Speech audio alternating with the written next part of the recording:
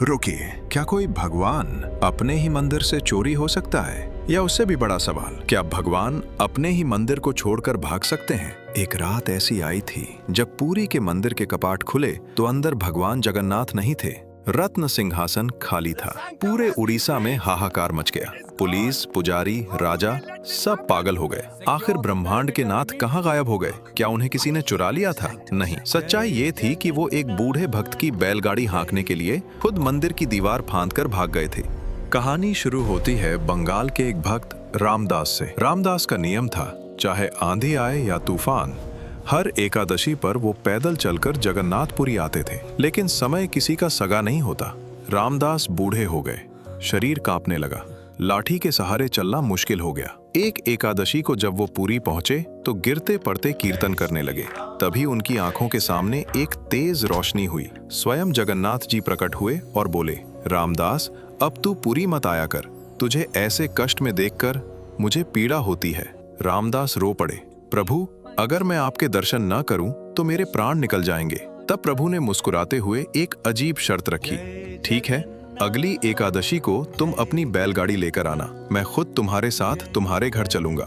रामदास को लगा ये सपना है, भला भगवान मंदिर छोड़कर क्यों जाएंगे? फिर भी अगली एकादशी को वो अपनी टूटी फूटी बैलगाड़ी लेकर मंदिर के बाहर खड़े हो गए। रात का सन्नाटा था, शयन आरती हो चुकी थी। तभी रामदास ने जो देखा उस पर यकीन करना मुश्किल था। मंदिर के विशाल द्वार खुले और वहां से साक्षात जगन्नाथ जी पीताम्बरी ओढ़े, सिर पर मोर पंख लगाए और हाथ में अपने कपड़ों की पोटली बांधे चले आ रहे थे, बिल्कुल एक आम इंसान की तरह। वे बैलगाड़ी के पास आए और बोले, अरे रामदास, तुम्हारे बैल तो बहुत बूढ़े हैं, अगर मैं बैठ गया तो ये बैकुंठ सिधार जाएंगे।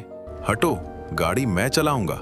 जरा उस दृश्य की कल्पना कीजिए, पीछे भक्त रामदास बैठे हैं और आगे ब्रह्मांड के मालिक भगवान जगन्नाथ हाथों में रस्सी थामे बैलगाड़ी चला रहे हैं। जैसे ही प्रभु ने बैलों को हाथ लगाया, वो बूढ़े बैल हवा से बातें करने लगे। उधर सुबह हुई। मंगला आरती के लिए जब पुजारियों ने कपाट खोले, सुभद्रा जी थी, बलभद्र जी थे, पर जगन्नाथ जी गायब। शोर मच गया, भगवान चोरी हो गए। सबको शक हुआ रामदास पर, क्योंकि वही रात भर बाहर बैठा था। पुजारी, सैनिक और पंडे घोड़ों पर सवार होकर रामदास का पीछा करने लगे। जगन्नाथ जी समझ गए, वे अभी पुरी की सीमा से बाहर नहीं निकले थे। उन्होंने रामदास से कहा, रामदास, वो लोग आ रहे हैं, मुझे छिपा दो। पास में एक तालाब था, उसके पीछे एक गुफा थी। रामदास ने भगवान को वहां छिपा दिया, लेकिन जल्दबाजी में भगवान की पीताम्बरी का एक कोना बैलगाड़ी में छूट गया। पुजारी वहां पहुंचे, उन्होंने वह कपड़ा देखा और बिना कुछ पूछे रामदास को मारना शुरू कर दिया। बता चोर, कहाँ है मूर्ति? रामदास पिटते रहे, लेकिन उन्होंने प्रभु का पता नहीं बताया। तभी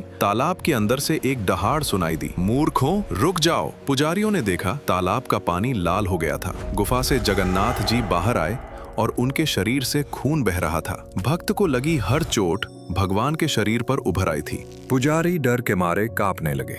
वे चरणों में गिर पड़े, क्षमा प्रभु, हमें लगा मूर्ति चोरी हो गई। तुम्हारे लिए मैं सिर्फ एक मूर्ति हूँ, लेकिन रामदास के लिए मैं उसका सखा हूँ। मैं अपनी मर्जी से जा रहा हूँ। अब पुजारियों का असली लालच बाहर आया। वे बोले, प्रभु, अगर आप चले जाएंगे तो हमारा पेट कैसे भरेगा? मंदिर में चढ़ावा कौन चढ़ाएगा?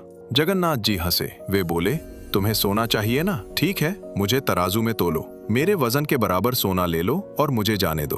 तराजू लाया गया। एक पलड़े में भगवान बैठे, दूसरे पलड़े में पुजारियों ने अपने गहने, मंदिर का खजाना सब डाल दिया, लेकिन भगवान का पलड़ा हिला तक नहीं। तभी रामदास ने अपनी पत्नी की नाक की एक छोटी सी सोने की कील मांगी और उसके साथ एक तुलसी का पत्ता रख दिया। जैसे ही वो तुलसी का पत्ता तराजू पर रखा गया, सोने का ढेर हल्का पड़ गया और तुलसी वाला पलड़ा भारी हो गया। पुजारियों के सिर झुक गए। उन्हें समझ आ गया कि जगन्नाथ को सोने की जंजीरों से नहीं, केवल प्रेम के धागे से बांधा जा सकता है। भगवान रामदास के साथ चले गए और आज भी भक्तों का मानना है कि पुरी में जो मूर्ति है वो तो राजा के लिए है, असली जगन्नाथ तो अपने भक्तों के दिलों में बसते हैं। ये कहानी हमें सिखाती है कि भगवान हाई क्लास VIP ट्रीटमेंट के भूखे नहीं है, वो आपकी भावना के भूखे हैं। अगर आप भी मानते हैं कि भगवान भाव के भूखे हैं तो कमेंट में लिखें जय जगन्नाथ और सब्सक्राइब करें, क्योंकि सनातन धर्म के ऐसे रहस्य अभी और खुलने बाकी हैं।